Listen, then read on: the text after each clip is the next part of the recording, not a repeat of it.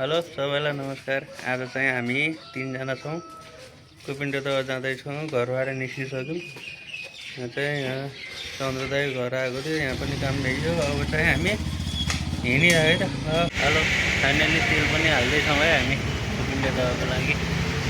तेल हालेर भ्याइयो। अब चाहिँ यहाँदेखि हामी कुपिन्डेदहको लागि निस्किँदैछौँ। हाम्रो स्पोन्सर हाम्रो सर हुनुहुन्छ। हामी चाहिँ कुपिन्डेदह, त्यसपछि धुलाबीट भिडाबारी सडक हुँदै जान लागेको छौँ। त्यसपछि अनि अरू दाइहरूलाई पनि भनेको थियौँ, तर विशेष कारणवश उहाँहरू जान नभ्याउनु भएको हुनाले हामी तीनजना चाहिँ यो धुलाबीटको चोकदेखि लेफ्ट लागेर चाहिँ हामी अब जाँदैछौँ है त। बाटो चाहिँ सोचेभन्दा राम्रो रहेछ, जोस खुसी लाग्यो होइन। एकदम ठुलो के सर पिजै पिज होइन, सर्लक्कै हुँ भेडाबारीसम्म नै पिज रहेछ कि यो होइन। अनि बडीपार्टीबाट केही अगाडि गएपछि चाहिँ यहाँनिर चाहिँ ठाउँ एकदम राम्रो छ होइन। धेरैजनाले रिल भिडियो टिकटक भिडियो यहाँ बनाएको धेरै ठाउँ यही रहेछ देखियो होइन। आउँदाखेरि समय मिल्यो भने हामी पनि भिडियो बनाउनेछौँ। हेलो, हामी चाहिँ अहिले बिच बाटोमा छौँ। अब एकछिनपछि हामी कहाँ आइपुग्छौँ? दशरथपुर। एकछिनपछि दशरथपुर आइपुग्छौँ। बाटो चाहिँ एकदम राम्रो छ, तपाईँहरू पनि आउनु सक्नुहुन्छ। यो बाटो हुँदै होइन मेलकुना, त्यसपछि जरे बोटेचोर हामी चाहिँ कुपिन्डेदह जानु लाग्यो। हेरौँ कस्तो छ, यहाँसम्म त राम्रै छ बाटो। हेर्नु बाटो यस्तो छ, बवाल छ बाटो। एउटा कुरा चाहिँ के सही लाग्यो भनेपछि एकदम बाटो सिधा के होइन, राम्रोमा राम्रो, सिधामा एकदम सिधा होइन। हामी चाहिँ अहिले यात्राको क्रममा पोखरे भन्ने ठाउँमा आइपुगेका छौँ। अब यहाँदेखि अगाडि कति छ के छ त्यो चाहिँ थाहा छैन होइन। अनि त्यसपछि यात्रा जारी नै छ। एकदम रमाइलो लागिरहेको छ, फर्स्टचोटि होइन नयाँ बाटोमा अनुभव गर्न पाउँदाखेरि एकदम रमाइलो लागिरहेको छ है त।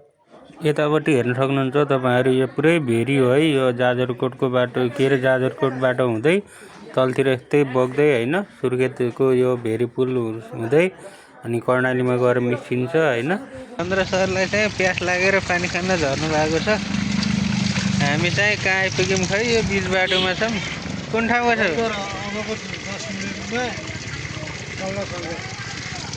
अबको 10 मिनटमा के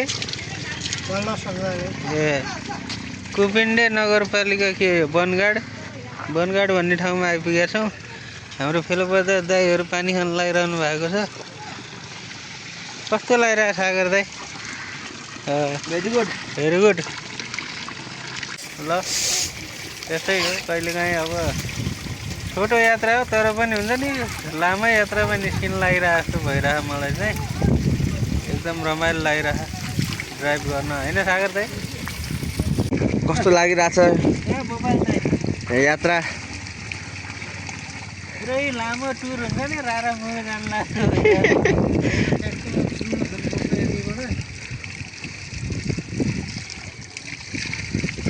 पानी पनि आउँछ।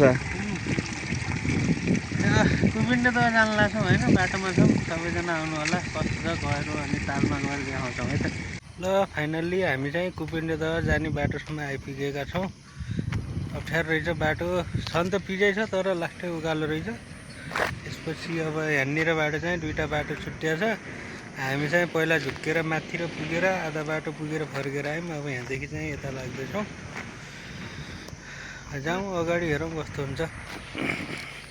एकछिन रेस्ट गरेपछि चाहिँ हामी अब यहाँदेखि ओह्रालोतर्फ लाग्दैछौँ। र यो कच्ची बाटो चाहिँ 5 मिनटको मात्रै छ भन्दै हुनुहुन्छ त्यहाँ दिदीले। अनि यो चाहिँ कुपिन्डेदहको प्रवेशद्वार गेट चाहिँ एकदम राम्रो रहेछ होइन। अब यहाँदेखि 5 मिनट मात्रै छ भन्नुहुन्छ। हेरौँ कस्तो छ बाटो होइन। अनि त्यसपछि यो तालहरूको नजारा चाहिँ अब यहाँदेखि देख्न सुरु हुन्छ।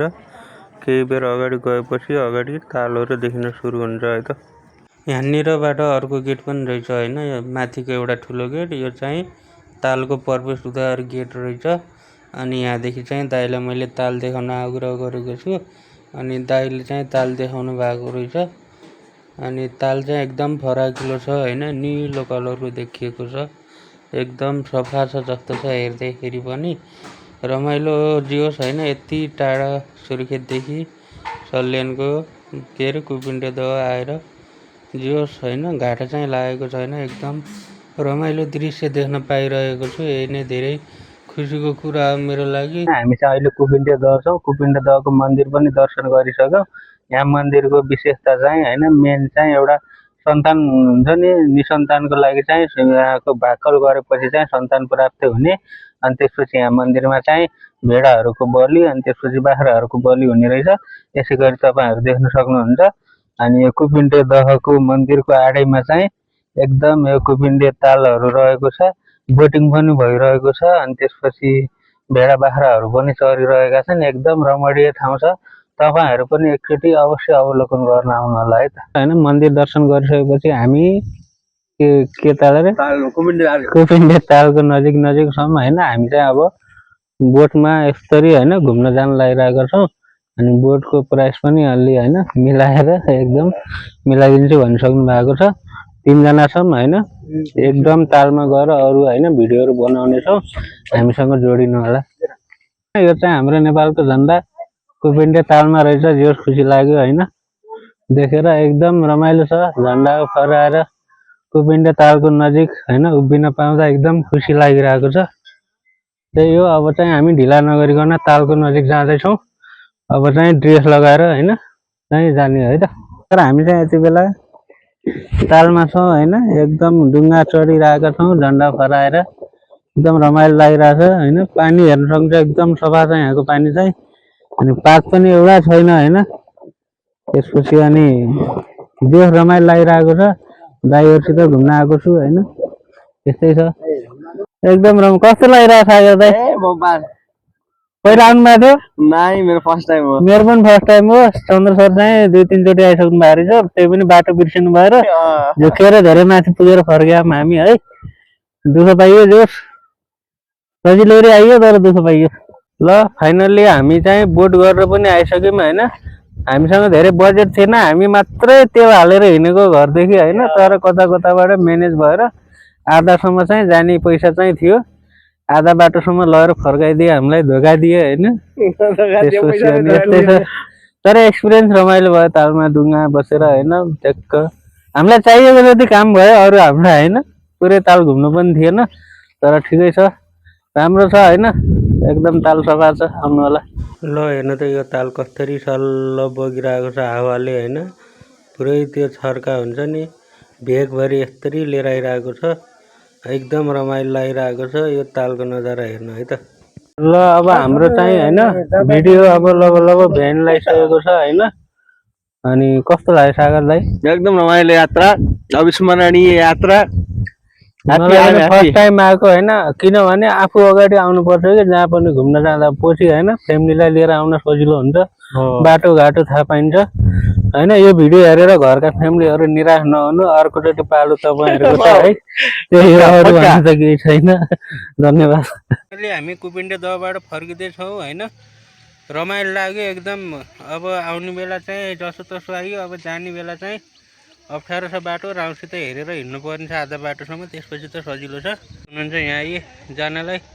दाइ राम्रोसँग जानु होला होइन। बाटोमा भेट्छौँ हामी।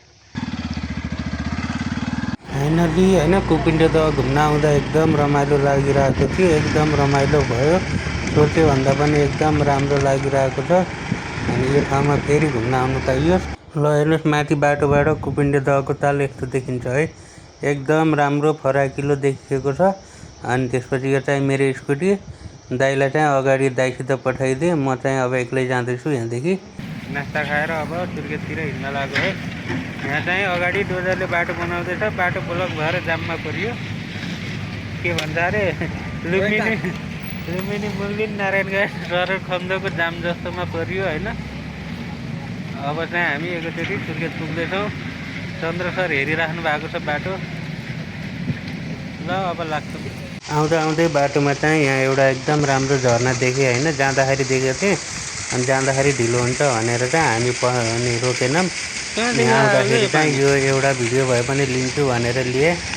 एकदम राम्रो झरना रहेछ होइन। अनि बाटो चाहिँ यहाँनिर कहाँ गयो यो पनि थाहा छैन। अनि यो चाहिँ दशरथपुरको बजार हो। जाँदाखेरि चाहिँ भिडियो खिच्न बिर्सिया हुनाले अनि फर्किँदाखेरि चाहिँ यो भिडियो सिन चाहिँ एकदम दामी छ।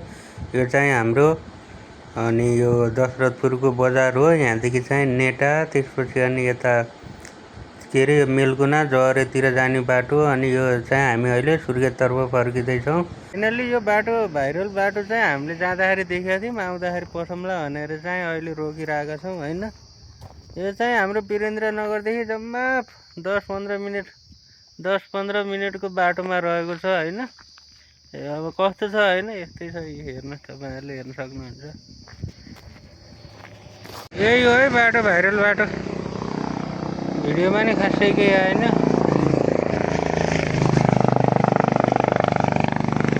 अब जाने पर्यो।